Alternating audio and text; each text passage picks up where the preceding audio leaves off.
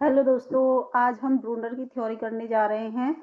तो मैंने कल जैसा कहा था, मैंने 5 थ्योरियाँ करा दी हैं। वाइगॉत्स्की, जीन पियाजे, आज ब्रूनर की हो गई है और कॉलबर्ग की भी करवाई थी। ये 4-5 थ्योरी के कल मैं एमसीक्यूज लेकर आऊंगी, आप लोग उस क्लास को जरूर देखना। आज करेंगे हम ब्रूनर की थ्योरी। ठीक है, इन थ्योरियों को पढ़ने के बाद आप लोगों को अंदाजा हो जाएगा कि एग्जाम में थ्योरी जब हम पढ़ लेते हैं तो एग्जाम में कैसे भी क्वेश्चन आ जाए हम सबका जवाब आसानी से दे सकते हैं। ठीक है, चलिए, ये आप जैसा कि पिक्चर में देख रहे हो, ये हैं हमारे ब्रूनर साहब। थोड़ा पिक्चर ज्यादा बड़ा लग गया है, आप ध्यान से देखो। ये हैं हमारे ब्रूनर जी, जो कि जिन्होंने कहा है कि बच्चा ना खुद से सीखता है। मतलब जैसे जीन पियाजे कहते थे ना कि बच्चा खुद का निर्माता अपने आप होता है, वो छोटा साइंटिस्ट होता है, वो खुद से करके सीखता है। वैसे ही ब्रूनर कहते थे कि वो बच्चा अपने आप सीखता है। इन्होंने अपनी थ्योरी में 3 स्टेजेस दी हैं, एक सांकेतिक, एक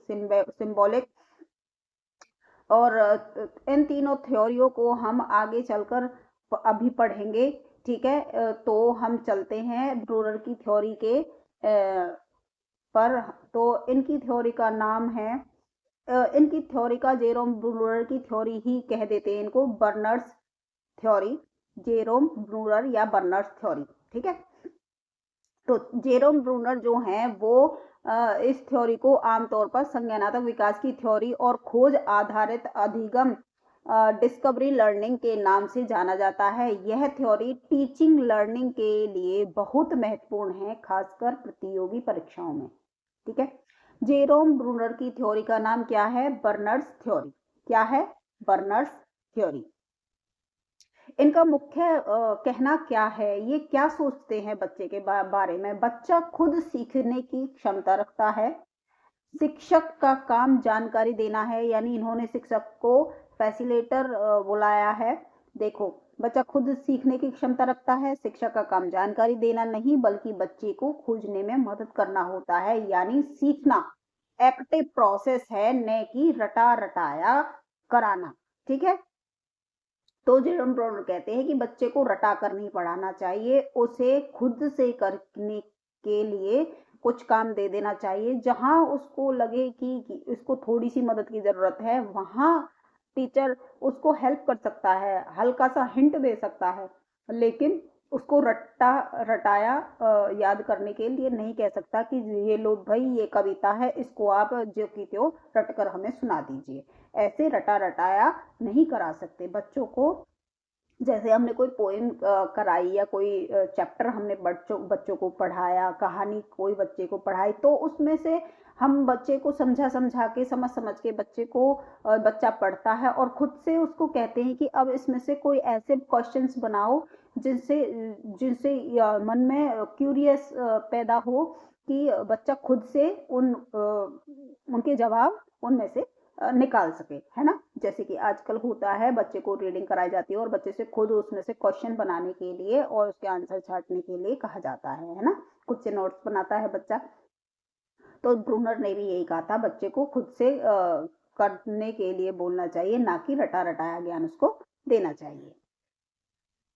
ब्रूनर के अनुसार सीखने के 3 तरीके होते हैं, मॉडल्स ऑफ रिप्रेजेंटेशन। देखो किस तरह से सीख सकता है। सबसे पहला, बच्चा 3 चरणों में सीखता है। सबसे पहला चरण कौन सा है? क्रियात्मक अवस्था, एनेक्टिक मोड, मतलब खुद से करके सीखता है, क्रिया करके, एक्टिव होकर बच्चा सीखता है। जैसे कि देखो, सीखना करके होता है, यानी बच्चा जब खुद से करेगा तभी तो सीखेगा। अब हम बच्चे को करा कराया दे दे, चलो भाई हम कह दे कि नहीं भाई, किसी लड़की को हम खाना बनाने के लिए कह रहे हैं कि इसको खाना बनाना आना चाहिए, लेकिन हम उसको गैस के पास नहीं ले जाने देते, उसको बेलन नहीं चलाने दे सकते, तो क्या वो बच्ची गोल गोल रोटियां बल्ला चला बेलना सीखेगी? नहीं सीख सकती। जब तक वो खुद से नहीं करेगी तब तक वो रोटियां बेलना नहीं सीख सकती। वैसे ही बच्चे को, किसी लड़के को अगर हम कहें कि देखो ये पतंग उड़ानी है, लेकिन दूर से देखो कि ऐसे उड़ती है, लेकिन क्या वो बच्चा सीखेगा पतंग उड़ानी दूर से देखकर?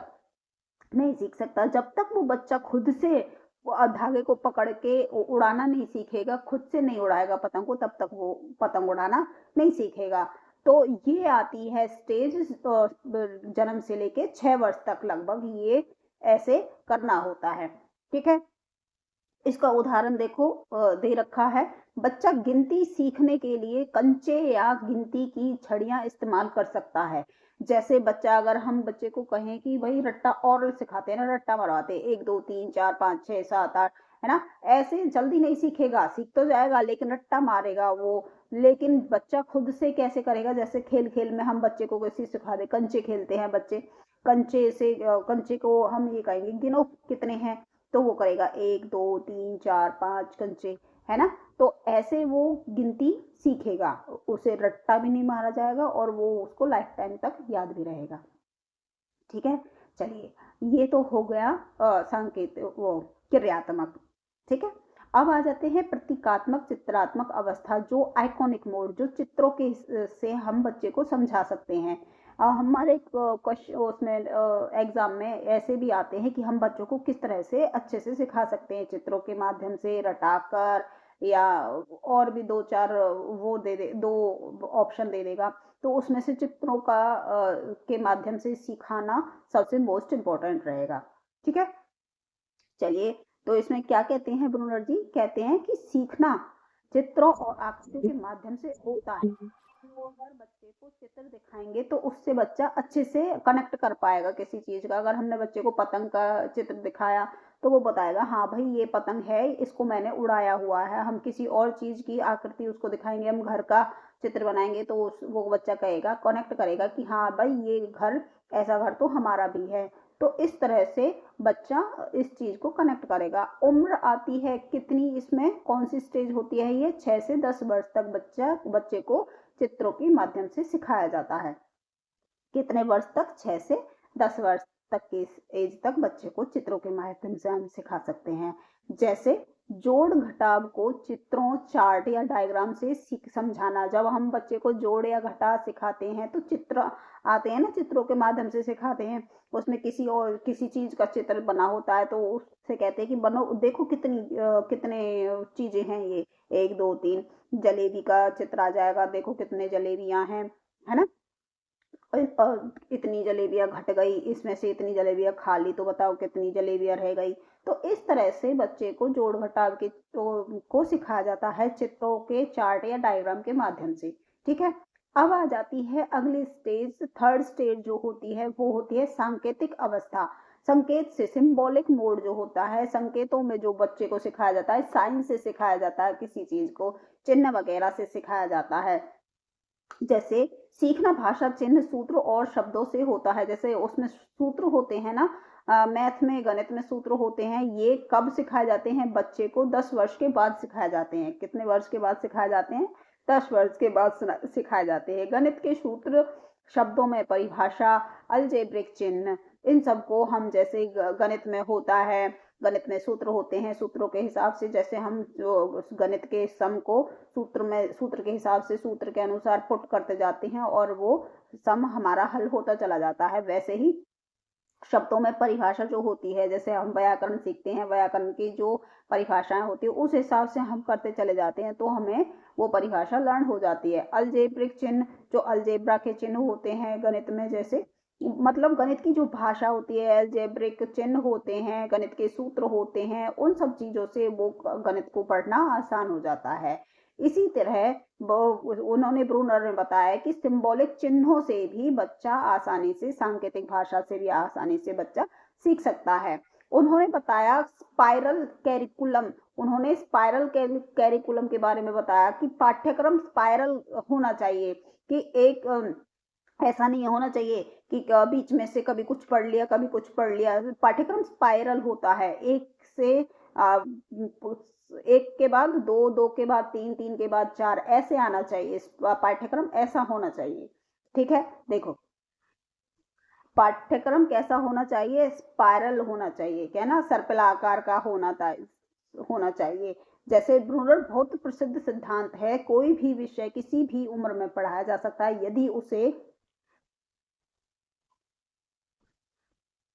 यदि उसे सही तरीके से प्रस्तुत किया जाए। एक ही विषय को बार बार पढ़ाया जाता है, हर बार नए स्तर और गहराई के साथ पढ़ाया जाता है। ठीक है, जैसे हम मैथ पढ़ाते हैं बच्चों को, तो मैथ में सबसे पहले क्या पढ़ाते हैं, गिनतियाँ पढ़ाते हैं, है ना। उसके बाद गिनतियों को जोड़ना सिखाते हैं, फिर जब जोड़ना आ जाता है फिर घटाना सिखाते हैं, फिर घटाना आ जाता है फिर उसके बाद गुना सिखाते हैं, फिर जब गुना करना आ जाता है, दुगुना करना आ जाता है बच्चे को, फिर उसके बाद हम उसको बांटना सिखाते हैं, भाग करवाते हैं, डिवाइड करवाते हैं। उसके बाद ये प्रक्रिया सर्पिल आकार में चलती रहती है। तो जैसे सर्पिल आकार का मैथ होता है उसी प्रकार ब्रूनर जी कहते हैं कि हर चीज ऐसे ही हिसाब से तरीके से पढ़ानी चाहिए, तभी बच्चे को आसानी से समझ में आ जाएगा। वरना कहीं से हाथ पकड़ लिया, कहीं से टांग पकड़ लिया, पहले है गिनती सीख ली, उसके बाद सीधा डिवाइड करना सिखाने लगे बच्चे को, तो ऐसा कुछ नहीं होगा, ऐसा बच्चे को नहीं आएगा और वो कंफ्यूज हो जाएगा। तो जो पाठ्यक्रम होना चाहिए वो सर्पिल आकार का होना चाहिए। देखो, जैसे कक्षा 1 में पौधा और कक्षा 5 में पौधे के भाग सिखाओ।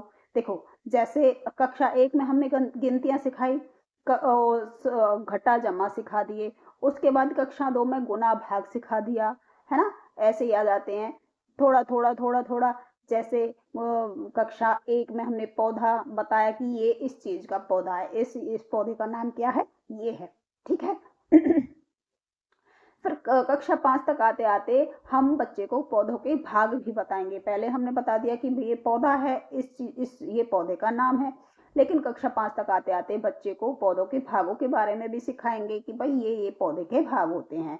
फिर कक्षा 9 तक आते आते प्रकाश संश्लेषण जो होती है प्रक्रिया सूर्य के द्वारा, वो उसको हम सिखाएंगे, ठीक है। ये होता है सर्पिल पाठ्यक्रम, एक के ऊपर एक के बाद एक तरीके से बच्चे को सिखाना।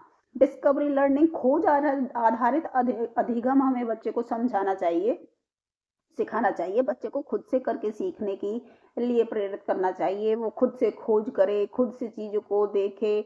और जो शिक्षक है वो हमारा मार्गदर्शक होना चाहिए, ना कि निर्देशक होना चाहिए, मार्गदर्शक होना चाहिए। खुद खोज करके सीखे बच्चा, और अगर जहां उसे जरूरत हो बच्चे को हिंट, बस जो शिक्षक है वो मार्गदर्शक की तरह, फैसिलेटर की तरह हो, उसको गाइड करे, है ना। प्रश्न पूछना, प्रयोग करना, निष्कर्ष निकालना, ये सब बच्चे के साथ करना चाहिए। बच्चे से प्रश्न पूछो, प्रयोग करवाओ बच्चे से, फिर उसके बारे में ये पूछो कि इसको अगर आपने ये पाठ पढ़ा, आपने को इसमें क्या निष्कर्ष निकाला आपने इस चीज का। तो उस बच्चे से प्रश्न पूछो, जितना उसको करवाओगे खुद से उतना ही बच्चा निखरता चला जाएगा। ठीक है। उदाहरण, शिक्षक सीधे नियम नहीं बताता बल्कि उदाहरण देकर बच्चों से नियम निकलवाता है। वैसे ही होता है, पहले बच्चे को उदाहरण देकर बच्चे को समझाते हैं उदाहरण से, फिर उसके बाद नियम बताते हैं, ठीक है। पहले उदाहरण, उसके बाद नियम आता है। शिक्षक की भूमिका क्या होती है, रोल ऑफ टीचर क्या होता है इसमें ब्रूनर के हिसाब से, वातावरण को तैयार करना, कि ऐसा वातावरण दिया जाए बच्चे को जो बच्चा माइंड फ्रेश हो, जिसमें बच्चे का कहीं से शोर शराबा ना आए, कोई ये नहीं है कि टीचर डांट रहा है और बच्चे पर दबाव डाल रहा है। जो टीचर हो वो शांत हो और अच्छा हो, और बच्चे के हिसाब से वो पढ़ाए। समस्या देना, समस्या, बच्चे को समस्या देनी चाहिए, यानी कि भाई ये क्वेश्चन है, इसका हल कैसे निकलेगा, है ना, ये करना चाहिए। संकेत देना चाहिए, हिंट देनी चाहिए, जैसे कि मैंने अभी बताया, फैसिलेटर के तरह काम करना चाहिए। अगर बच्चे को कहीं भी किसी चीज में प्रॉब्लम आ रही है तो उसको थोड़ी सी हिंट दे दो, जिससे उसको सहायता मिल जाए थोड़ी सी, और वो खुद से अपने आप कर ले। उत्तर सीधे नहीं बताना चाहिए टीचर को, उत्तर उसको ऐसे नहीं करना कि भाई ये उत्तर है इसका, ऐसे सीधे सीधे नहीं बताना, और घुमा फिरा के हिंट देनी है, जिससे बच्चा अपने एम तक पहुंच जाए और अपने उत्तर का, सवाल का जवाब खुद से जान ले। तो ये था ब्रूनर ब्रूनर की थ्योरी। आप लोगों को ये थ्योरी कैसी लगी, आप हमें कमेंट करके बता देना। ये छोटी सी थ्योरी थी लेकिन इसमें गहराई बहुत ज्यादा थी। इसमें जीन प्याजे, वाइगोत्स्की, ब्रूनर और कॉलबर्ग, और क्या करवाया था मैंने, हाँ, ये मैंने 5 वैज्ञानिक करवा दिए, एक कौन सा करवाया भूल गई हूँ। तो इन पांचों थ्योरी को मैं आप लोगों को अच्छे से कल इन पांचों थ्योरी के वो लेके आऊंगी PYQ, और देखूंगी आप लोगों ने कितना इन थ्योरियों से सीखा, आप कितना जवाब दे सकते हो। आप लोगों का टेस्ट होगा कल, और जहां तक भी है 1 घंटे की क्लास नहीं तो उससे कम भी नहीं होगी। हो सकता है 1 घंटे की क्लास हो जाए, तो आप पढ़ के आना पूरी थ्योरियों को, पांचों थ्योरियों को जितनी भी मैंने करा दी हैं आप लोगों को, और अच्छे से अपनी रिवीजन करके आना। कल हम टेस्ट लेंगे इन पांचों थ्योरी का, ठीक है। चलिए मिलते हैं नेक्स्ट वीडियो में कल टेस्ट के साथ। और जाने से पहले कमेंट करके बताना कि कैसी लगी क्लास, और लाइक शेयर सब्सक्राइब जरूर कर देना। मिलते हैं नेक्स्ट क्लास में।